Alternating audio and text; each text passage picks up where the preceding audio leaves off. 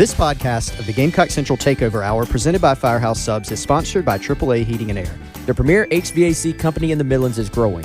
Are you a top HVAC technician? AAA Heating and Air is looking for dedicated applicants to fill their fast-growing service department with top-notch HVAC technicians. If you're the best, then they want you. If you're ready to stop working and start a career, you can earn up to $100,000 plus a year at AAA Heating and Air. Quality candidates will have at least 2 years experience and a good driving record. Benefits include top industry salaries, commission on service and unit sales, set call limits, company-provided take-home vehicle and gas card, company-provided cell phone and tablet, health, dental, and vision benefits, 401k retirement plan with company match, and scaled PTO based on length of service. Contact Roy and Dana Finley at 803-677-1500 or check out their job postings on Facebook or ZipRecruiter. AAA Air when you need us. AAA Heating and Air. It's the Gamecock Central Takeover Hour, presented by Firehouse Subs, founded by firemen. With Chris Clark. The 2007 South Carolina class was, at that time, 6th in the country and 4th in the SEC, which is amazing. Wes Mitchell. You know, I think if you're South Carolina, you're aiming to at least be at 50%. Then in theory, you're adding talent, you're getting better, you're putting yourself in a position to compete. And Tyler Head. It's been a great week for South Carolina. On the recruiting front, still certainly plenty to talk about. On the home of the Gamecocks, 107.5 The Game. Comes the 1-2. Swing and a miss at the same pitch. Why change? So another strikeout for Mahoney. That's 3 in a row. And he's in the upper 80s with his pitch count. Here's Griffin there at the cleanup batter. Man, when you've got a changeup that is that good, why would you throw anything else to a left-hander? Welcome into the Gamecock Central Takeover Hour, presented by Firehouse Subs here on 107.5 The Game. Tyler West and Chris along with you. Tommy Moody and Derek Scott on the call on Saturday, calling one of Jack Mahoney's 9 strikeouts in the Gamecocks' 6-1 win over Tennessee in that first game of the doubleheader on Saturday. Unfortunately, that was one of the few highlights the Gamecocks had to hang their hats on as they dropped yet another series, including a 12-1 loss in Game 3 on Saturday. Would have been a road and roll. It was a 7-run game anyway, and now limping a little bit heading into the SEC tournament in Hoover tomorrow, taking on Georgia in the first game at 10:30. I mean, what? More of the same, right? I feel like, for the most part, this series played out similarly to what we've seen really for the last 3 or 4 weeks. Unfortunately for South Carolina, not enough. Just you look at the 3 games in total, not enough hitting. They had the one big inning essentially against Tennessee where they kind of strung some hits together, and that sort of propelled them to winning what was Game 2 of the series, Game 1 of the doubleheader on Saturday. But for the most part, it just felt very, very similar in that the bats were not what we saw for the first half of the year. And they've kind of honestly run out of pitching, I think, to an extent as far as the depth of this room. Like that was one of their strengths, I think, to start the year. But they've had some guys that it just feels like have maybe hit a little bit of a wall. And then they have, of course, the injuries in terms of guys that are out. And then, injuries in terms of guys that are just sort of dealing with nagging things right now.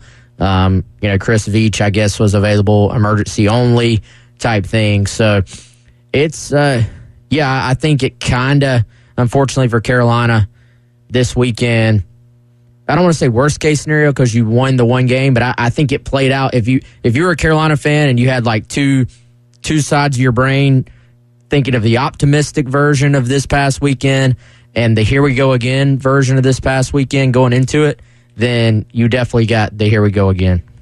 Yeah, and you look, obviously game 1 very disappointing, right? Does not go according to plan at all. But then game 2, after that contest, I was like, all right, is that it is obviously what they needed, right? They won game 2. They get a great pitching performance. They come through late with some huge hits and kind of break that game open late. And then after that game, you're sitting there going, all right, in an hour, can they put together another performance like that and kind of officially turn the tide? As it turned out, they didn't. They had basically the exact opposite happen to them where they couldn't break through with any big hits, and then Tennessee was able to really, really pour it on there at the end. So obviously a massive disappointment, right? And now here's something I want to spend some time on. This has gotten a lot of traction on Gamecock Twitter especially. So D1 baseball now has the Gamecocks unranked. Here, do we agree with that right now? I think it's fascinating. It's definitely unprecedented, I feel like, to take someone from 13th all the way to unranked after just one series. And South Carolina remains, as of yesterday's games, so through the May 21st games, they are number 6 in the RPI.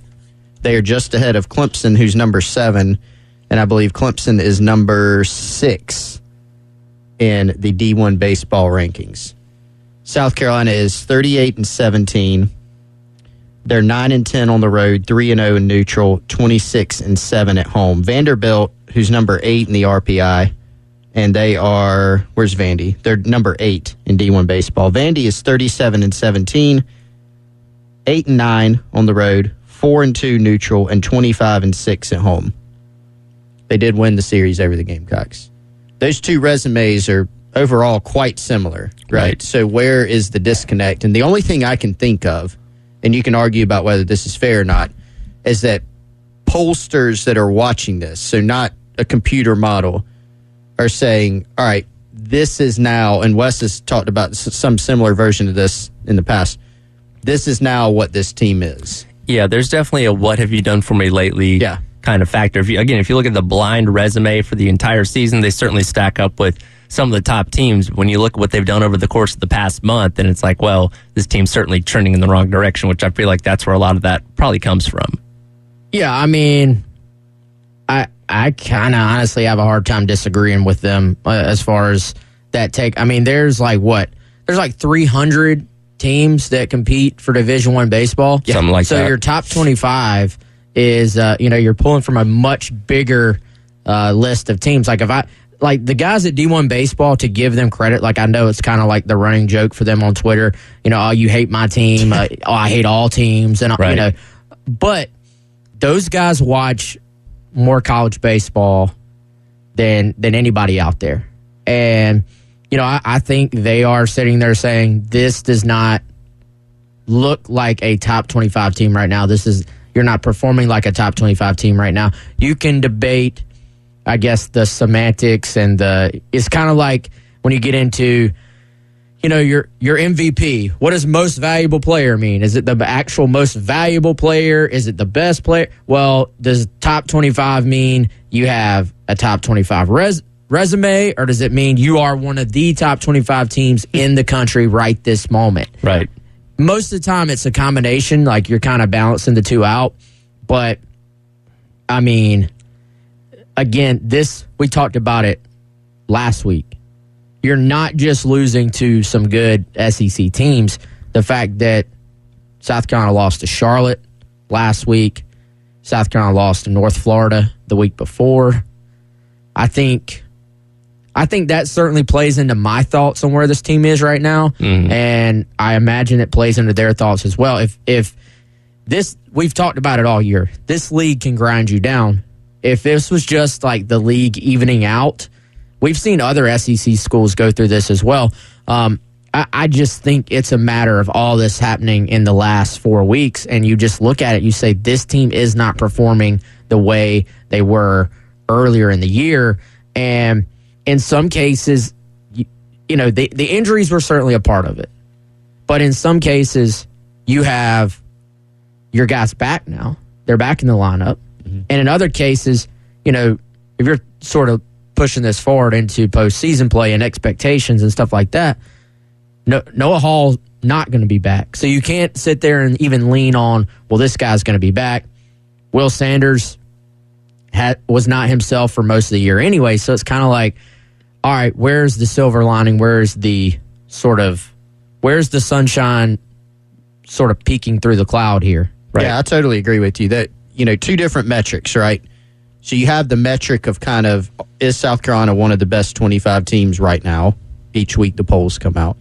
Then you have, do they have one of the 25 best resumes or whatever metric you want to come up with. So from an NCAA tournament standpoint, right, do they have a good enough resume to make the tournament? Yes, of course, and that's why they're going to be in it. From their SEC tournament seeding, they're going to look at the conference record and overall record. They're going to look at the metrics that you look at for that. So you have those types of metrics, and you're going to get what you've done. What you've put in over the entirety of the year is generally what comes out there. You have some things like regional host, right, where you've been on the line there, and you certainly have done yourself a disservice with what you've done. So that kind of falls in the middle. But you also have more of just are you from week to week one of the best 25 teams? Well, what we've seen, the last 15 games, this team's won 4 games. They beat Winthrop in a midweek. They took one against Auburn, one against Tennessee, one against Arkansas, but they lost all those series, and they got swept by Kentucky. Right. So that's not in the last few weeks, that's not a top 25 team at all. And to Wes's point, still have some guys. There are some small things, right? Like Veach was an emergency-only guy this past weekend.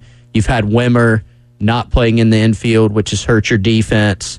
You've not had Hornung as the DH because Wimmer's been DHing. There's been a few things there, but still you've gotten healthier and the performance has not begun to match up yet. Yeah. I was saying, I mean, I'll be honest, like when all the injuries were just stacked up, like I think it's a valid excuse. Mm-hmm. Now when when you get to the point, Wimmer's playing, but it's not at shortstop, but you have a guy who started a bunch of games at shortstop playing this year. I kind of look at it more at this point of being like that's kind of sports. Like you're going to be missing you're missing a couple guys. You're going to have some guys having to play banged up. You're going to have some guys playing maybe out of their normal spot because of injury. So I think for much of the year, the injuries are valid. I hate the word excuse, but I think they're valid. At this point, though, it's kind of like, you kind of just got to deal with it and roll forward. Now, I will say this. One take I've seen on the boards a lot that I don't agree with is the idea of, and this was during the stretch where they were really banged up. You would see people say, it's up to the coaching staff to have recruited better backups and better depth, which in a vacuum, in theory, of course, you could say that about any sport. But in college baseball, when you have extremely limited scholarship money, it's not like football where everybody gets the same amount of scholarships and you have 85 to deal with. So can you just get the best players out there and everybody gets one scholarship? Right. Full ride. Right. You have to divide that up. So you're not going to get a guy to come in for no scholarship money to come in and be your backup third baseman. So yes, it is in some ways on them to build depth, but when you're starting, like we talked about before, backup third baseman, backup shortstop, backup second base, those guys just simply are not going to match up with mostly starters from SEC competition for multiple games. You know what I mean? So I don't really buy that part of the argument if we want to get nuanced about it. But also, now that we're getting to the point where they're not having to play a catcher at third base, for the most part, the infield, Tippett has actually become probably their starter at second. When he came in, he was a backup, but he's actually played pretty well as of late. So I don't think that they're just completely, this is all injuries at this point, if that makes sense. Right. We'll keep this conversation going on the other side. Let's hear a little bit from Coach Kingston and what he had to say coming away from the weekend. You're listening to the Gamecock Central Takeover Hour, presented by Firehouse Subs on 107.5 The Game. It's the Gamecock Central Takeover Hour. 107.5 The Game. Guys, I'm still full from our appearance on Friday at Firehouse Subs in West Columbia.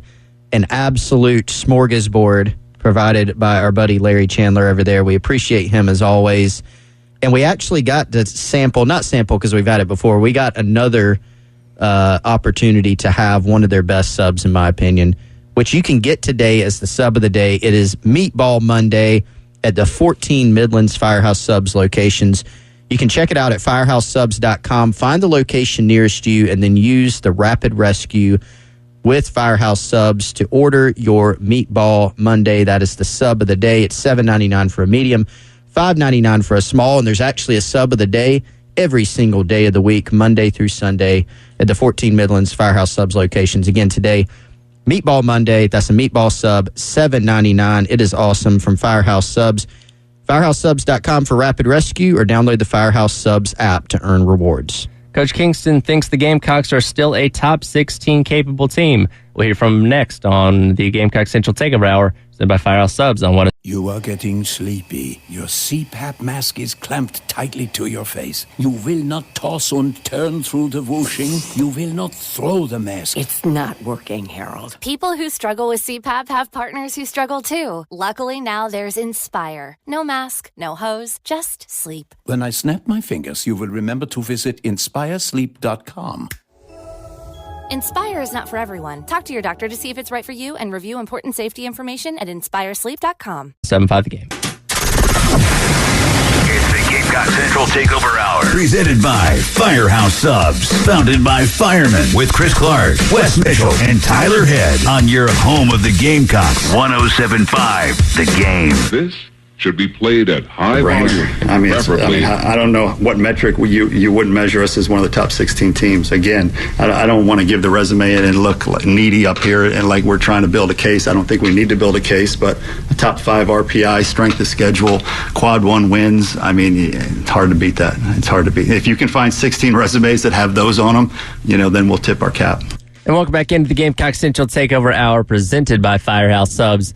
Tyler, West, and Chris along with you. That was the voice of Coach Kingston on Saturday following the series against Tennessee, pleading his case for South Carolina to be one of those coveted top 16 seeds in the NCAA tournament starting in a little over a week's time. Chris obviously mentioned that South Carolina has fallen out of the top 25 in the latest D1 baseball poll after being ranked 13th going into the series against Tennessee. Tennessee has actually taken that 13th spot in those latest polls. And for South Carolina, Hoover's not historically been good to them over these past couple years. And if you want to be a regional host next week, probably going to have to string together a couple of games this week out in Hoover. Well, and I was going to ask y'all, is that where we are now? I mean, what's it going to take? Like, I really, honestly, it's funny or sad, or I don't know what the word is, but it is at least interesting how quickly the perception changes. Because I thought they were pretty close to being a lock to be, a regional host. Now, obviously, they had a ton of work to do to be a super regional host, but I think I'm a little bit surprised at how quickly it's fallen back. But the fact that the D1 baseball guys, and I would imagine they, they're giving their opinion, but they also hear things. They talk to a lot of different people, and the fact that they are distancing themselves from South Carolina being in that top 16, I think is also a bad sign. Like I really, if you told me even coming in that South Carolina just won one game against Tennessee, I probably would have said, well, they should still be fine for a host. But just the perception of where this team is right now is not good. I think the question is, let's say they avoid the one and done, because now we know how the SEC tournament is set up. You got to win that first game to get yourself into the double elimination part. So let's say they beat Georgia, which is very, very doable, and then go into this next part and don't win another game.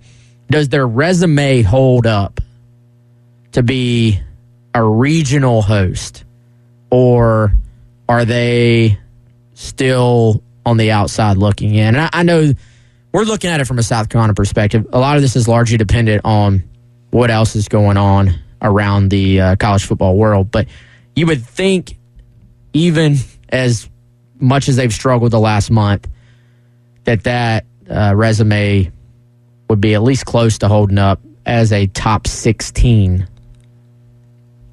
Yeah, and when you look at their entire body of work, not the, again, what have you done for me lately type of thing, and, should that come to pass where you're at that point 39-17, should you beat Georgia tomorrow and let's say lose to LSU in the second round there, and again 26-7 at home, and have an over 500 record in the conference, like all that matches up to be in my opinion. And when you stack up resumes against a lot of other teams in the past, I know Colin had a good write-up for this on Gamecock Central over the weekend of like how Auburn and Florida did last year, basically with almost identical records to what South Carolina had and still being able to be a host. Teams in the past, over the past decade or so, that have kind of been in that same kind of boat. But again, similar to what we see with college basketball and now college football, it all kind of boils down to how the committee as a whole views the team.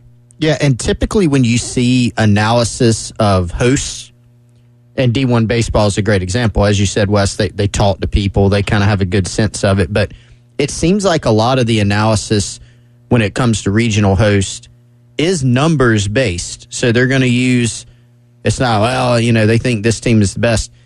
That's obviously going to come into play some because South Carolina is such, the only word I can think of, they're just kind of a weird team right now. They're a hard team to analyze because when you look at just the metrics and just the numbers, they are still, even with this slide, 4-11 in the last 15 games. It's still like a really good resume overall. And so you look at it would be, frankly, very, very odd for a team who's in the top 10 of the RPI to not be a regional host. You don't see that a lot. Now, you did see it, actually, though. That's what I wanted to bring up. Last year, I was reading something from D1 Baseball. Mark Etheridge put this together, and this is from late last May. And Wake Forest, who's really, really good this year, and Vanderbilt, they were 6 and 7, respectively, in the RPI, and they were not selected as host. And that was primarily because of their conference record, right? So you do get the sense. Etheridge went on to point out that Florida and UNC had good RPIs last year, more mediocre conference records. They were selected as hosts. I think one of those teams, Tyler, you mentioned, Colin was talking about with you. And so what they need to do, I think, to maybe go back to your question, Wes, they need to win some games in this tournament to bolster that resume. I kind of get the sense if you're one and done tomorrow, I don't know that it looks so good. You might be one of those historical blips of having a super high RPI and not being selected. Yeah, and I think my question is, if you win one, is that enough? Is that enough? Yeah. That's a much harder question. and I think, you look at this thing, and really, let's take it even more big picture. You just gotta play better. And what I mean by that, people are going to say, well, obviously, Captain Obvious. But no, here's my point. Regardless of what it looks like, if they don't play better, it's not going to matter if they're a host seed or if they're, a 2 somewhere. None of that's going to matter if you don't play better than what they're playing right now, because they're going to be done in the regional anyway. At home. That's just the cold, hard facts at this point, is if they can't sort of, I don't know what you have to do. Like I said last week, I don't know if you got to burn some sage or get out a, Reptar or Avatar Spirit Stick, whatever you got to do to get back on the right track. You're running out of time to do so. So you're probably, you're sitting here. If you're a 2 seed, it obviously makes it even more difficult to win that regional, because this team has been better at home on the whole than they have been on the road. But even then, you're not going to win your regional playing the way they did this past weekend. Right. So none of it will matter to Gamecock fans, whether they're a 1, a 2, or whatever, if they keep playing the way they have and then are just, out during the regional level. Right. Again, South Carolina and Georgia kicking off the SEC tournament with their game tomorrow morning at 10:30. Pregame coverage can be heard right here on 107.5 The Game starting at 10:15. And should they win that game, they would go on to face LSU on Wednesday in the same time slot. Come back on the other side. A lot of things happening in the recruiting world for the Gamecocks over the weekend, and some scheduled visitors coming up in a couple of weeks. We'll talk about that next on the Gamecock Central Takeover Hour, presented by Firehouse Subs on 107.5 The Game. It's the Gamecock Central Takeover Hour. 107.5 The Game. We had a fantastic time this past Thursday at Gold Line Framing. Shout out again to Kendall Walsh, for inviting us over. And lots of great stuff on the wall, from diplomas to artwork to canvases, jerseys, and flags. They can handle all your custom framing needs. Head on over to 511 12th Street, West Columbia. That's at 803-739-1337. Give them a call. They've been in business for over 20 years. They're open Tuesday to Friday, 10 a.m. to 5:30 p.m., and then Saturday from 10 a.m. to 2 p.m. If you need something framed, or I tell you what, I've been telling everybody for the last few weeks, if you've got someone in your family who just graduated, whether that's from USC or from anywhere else, this would make an absolutely perfect gift for them. Get their diploma framed. Get one of those excellent Gamecock frames if you want. Again, that's Gold Line Framing, 511 12th Street, West Columbia. Give them a call, 803-739-1337. Recruiting talk on the other side. Gamecock Central Takeover Hour here on 107.5 The Game. It's the Gamecock Central Takeover Hour. Presented by Firehouse Subs. Founded by firemen with Chris Clark, Wes Mitchell, and Tyler Head. On your home of the Gamecocks, 107.5 The Game. And welcome back into the Gamecock Central Takeover Hour, presented by Firehouse Subs. Here on 107.5 The Game, Tyler, Wes, and Chris along with you. Important weekend for South Carolina on the football recruiting front, as yesterday they hosted for an unofficial visit 5-star D lineman from Savannah, Elijah Griffin. Now he is in the 2025 class, the number 1 overall prospect in the country. And like South Carolina, everybody has their eyes on this kid. Yeah, Gamecocks fighting. Tyler, your Georgia Bulldogs, obviously heavily involved there. And, you know, this has been a situation where Carolina has been actually in a really good spot, all things considered. They were kind of among his top 2, with Georgia obviously being the other. And, you know, Jimmy Lindsey, him leaving, this is kind of one of those things where he had developed a really good relationship with Elijah and had South Carolina kind of in that top 2. He takes the LSU job. He actually just offered Elijah Griffin this past week as well at LSU. So this was a opportunity for South Carolina, and I would say kind of a big day, because it was his first time meeting Travian Robertson in person. And, you know, they have had this on the books actually for a couple of weeks now. Travian Robertson, as soon as he was officially hired at South Carolina and was able to start recruiting, getting Griffin to campus was a massive priority for South Carolina, and going ahead and making sure he knew just how important he was and just how much they wanted him to go ahead and come visit. I was looking back at some quotes from him, Chris. He really talks up several aspects of this program, you know, from the people to the city, you know, Columbia itself. And it sounds like his sort of love for Carolina was deeper than just the fact that he did like Jimmy Lindsey, which he did.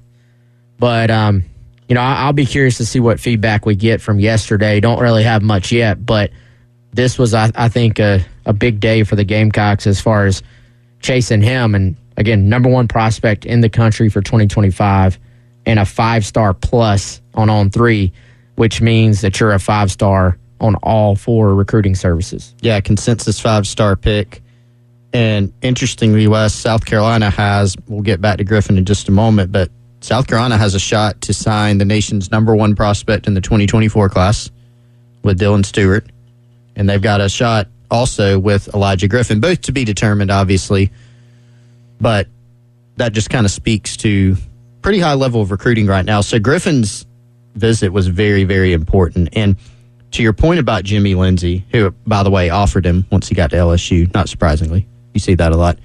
But there are prospects, certain prospects that you see where, you know, their recruitment is kind of tied to a coach. You know, the reason why a certain program is in the game, particularly if it's a program that's more of like a historical outlier, not like a blue blood program, a lot of times you're going to see that program have a shot with a blue blood type guy because of a coach. But I agree with you. I don't think that's really the case here. Jimmy Lindsey did do a really good job with Griffin. They had a good relationship. But as you said, there's a lot of other things that he's liked about this school too. So it's important that he gets to know Robertson. It's important that they have, you know, a good relationship going forward. But Jody Wright's also been involved here. He's the area recruiter. Shane Beamer's been involved.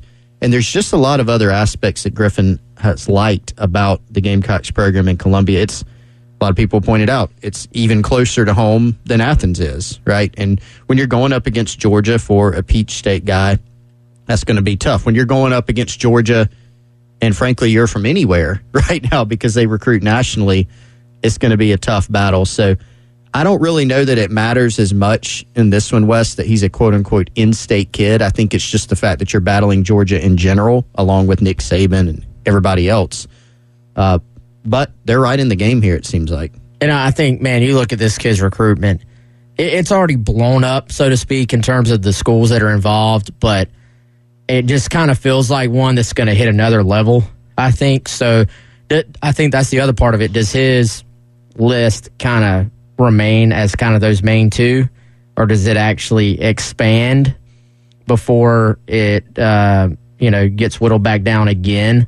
Because I mean, I'm telling y'all, you look at this dude on film, he is an absolute monster.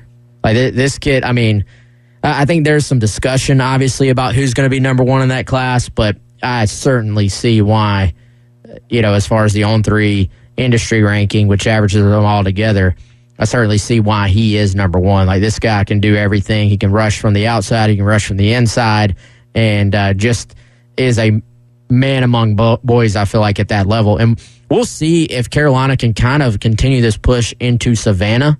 I think that is an intriguing additional sort of area for them where they could do well. They obviously got Michael Smith out of there for this current class. And that's an area that doesn't always put out great talent, but certainly will put out guys from time to time and that have gone on to play at SEC schools. So if you're Carolina, if you can continue that certainly makes a lot of sense.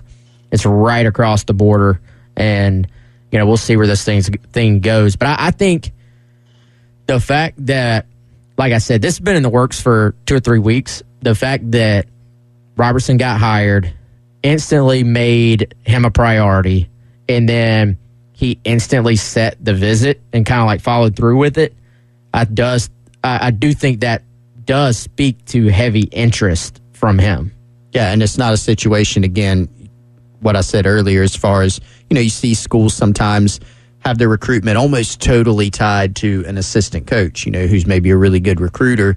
That coach leaves, and then that's it. You kind of see things fall off, right? Has not happened here. In fact, it's kind of gone not in the other direction, but it's stayed pretty stable. Now the question will be, can South Carolina continue this trajectory? It's much too early for a guy like Elijah Griffin being in the 2025 class to make a call. Just like it's kind of too early, I think, to make a call for Dylan Stewart in the 2024 class. What you do know is like that storm is coming for Elijah Griffin. Like it happened with Dylan Stewart. South Carolina's in a real good spot early. He's already got the massive offer list of 40, 50 schools.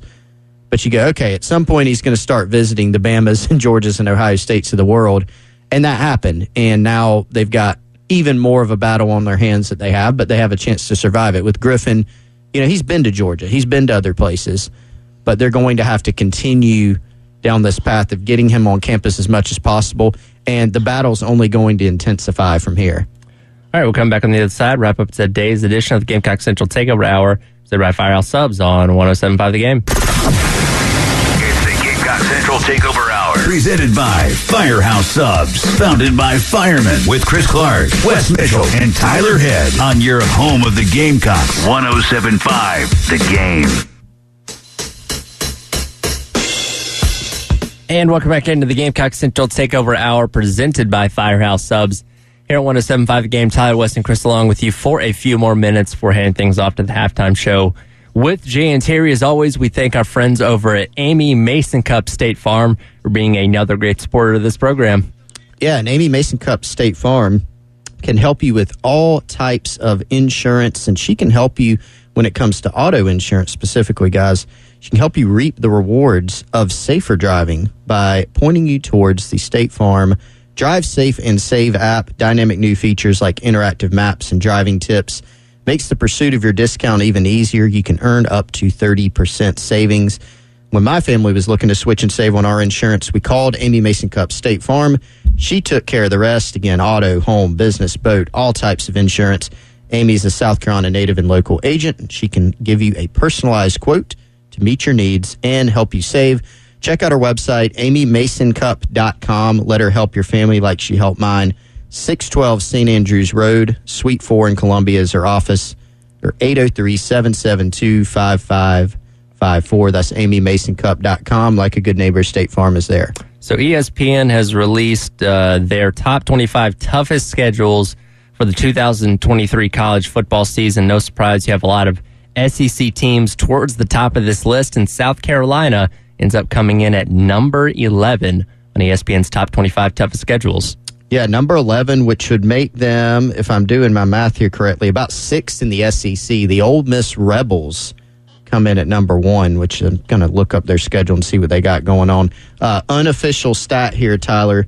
I think they just have the top 25. They don't dip down too far, but Georgia, I think, is number 800 on that list. They have an absolute cupcake. Sounds about right. Yeah, we have discussed that. Honestly, South Carolina probably like one of their more difficult games next year. Well, yeah, and so Carolina's 11? 11 on this list. Did they accidentally put 2 1s instead of just 1? Because I feel like every year those lists come out, and it's like South Carolina's got the hardest schedule in the country. And this year, they have UNC, obviously, as one of their out-of-conferences. Yeah. And Clemson is always on there. What wasn't it? I mean, it was one of the top 5 most difficult going into last year, and that was with Georgia State. What are they? Hold on. Okay, this does say 2023. This does say football. Ole Miss.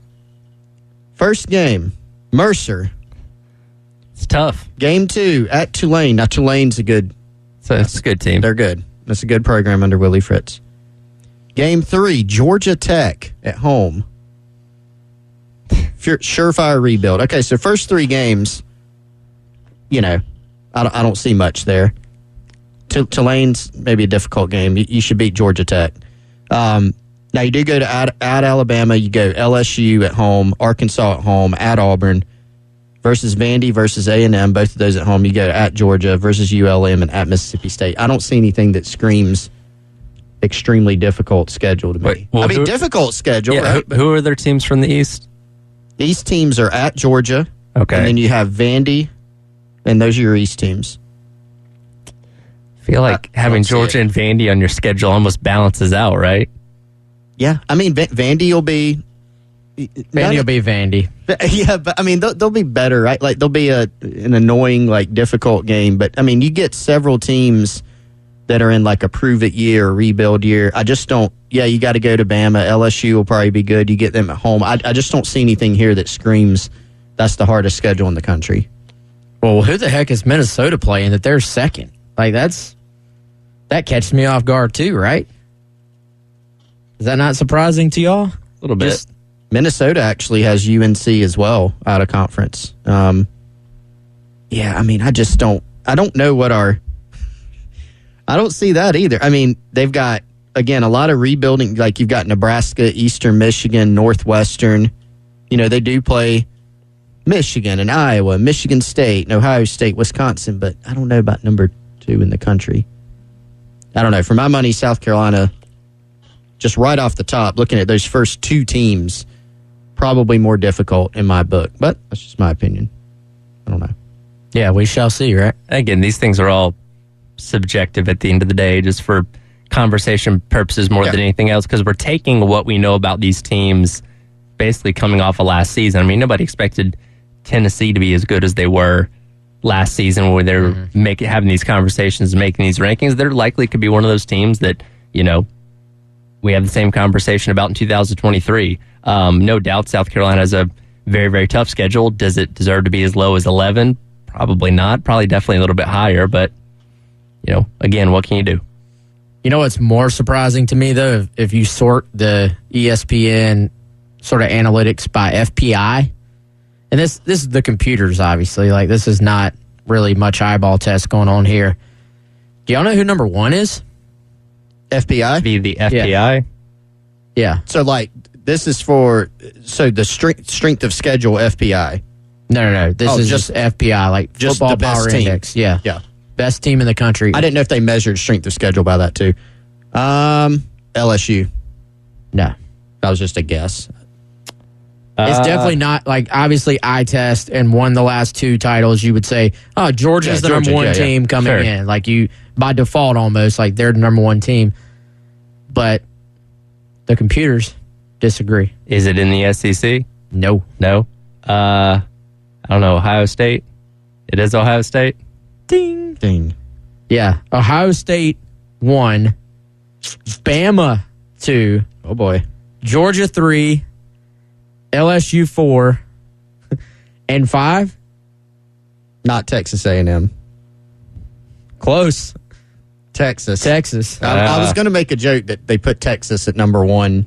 Well, they being the computers. They're back. So what Texas you're telling me is Texas is back. They're back. Hey, but that right there, this clip and that article has already been sent somehow to Kirby. He has posted it in the locker room. He's going to go on an expletive-laden rant that they'll play like during the college football playoff about how nobody believed it. I love nobody picked us. Nobody believed. Hey, they were supposed to go 6-6 last year. You guys didn't know that? Yeah. Yeah. According to whom? According to the same guy that Jimbo Fisher got mad at. What, sliced bread? I wish I paid more attention to NBA and NBA media. Did y'all see the clip? I don't remember what player it was, but he was on with the TNT guys, and he's like y'all didn't pick us last year either. And then Charles Barkley's like, you didn't win it. It's like they were right not to pick you. Tell me, what did Kirby say to it? No, this is a basketball. Oh, basketball. Oh, basketball. Yeah. Are you telling me athletes are head cases? I'm just saying everybody likes to be like, oh, you're not picking us up. Oh, that's the classic. Well, everybody digs as much as they can to find that chip on the shoulder. It's anything to motivate them, right? There was a story during the NCAA tournament where a guy, oh man, I'm leaving out so many details today, y'all. But the guy basically, it was just a fan, and he just went through and picked everybody that was picking against his team and left out the people who were picking them, and then like tabulates them all together and makes a graphic and starts sending it to players like, nobody is picking us. And apparently it got picked up and put in the locker room, and it was like 50-50 as far as the guys that were picking them. Right. But he just picked out the ones where it looked like literally nobody in the entire country had picked this team. So I guess coaches and fans in this case, are all looking for whatever they can find. Nothing beats Michael Jordan, though, as the Last Dance documentary told a lot of us. He just made stuff up. Like, well, that guy said something to me at dinner last night. He actually didn't, but in my mind he did, and that motivated me for the next night. Like, he just came up with things out of thin air. Yeah. And you had, back in the day when Taj Boyd was at Clemson, you had the whole thing where the D-line somehow became convinced that he was, like, tweeting things about them. And I guess they just didn't check the feed. I don't think all really it takes is anything. a little bit of Photoshop. It worked, though. Just say, oh, he deleted them. But I screenshotted them for you. That's all it takes. I think we need to get the Brad Lawing side of that story. Oh, yeah. One day. Yeah, we do.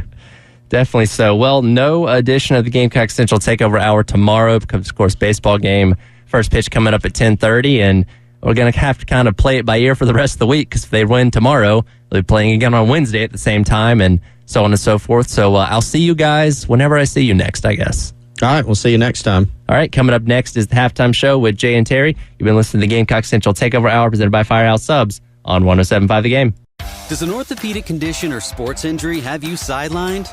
Make your comeback with GW Hospital Sports Medicine. We offer services from neck to toe, including care for shoulders, hips, knees, ankles, and hands. Plus, we're the official healthcare partner of GW Athletics, the DC Furies, and the DC Revolution. Get back to doing the things you love. Learn more at gwhospital.com/sportsmed or call 888-4GW-DOCS. Physicians are not employees or agents of this hospital.